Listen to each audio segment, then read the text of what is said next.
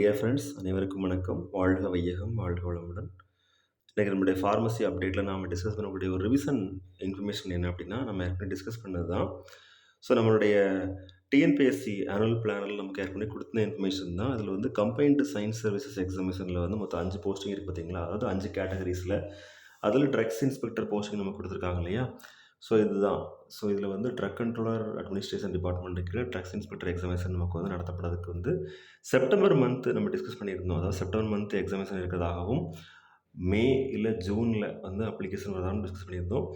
So dear friends, அது மட்டும் இல்லாமல் நிறைய போஸ்ட் வந்து அவைலபிளாக இருக்குது. ஸோ இதில் நமக்கு நம்மளுடைய ஃபார்மசி ப்ரொஃபஷனில் நம்ம எதிர்பார்க்கக்கூடிய போஸ்ட் நம்ம ட்ரக் இன்ஸ்பெக்டர் போஸ்ட்.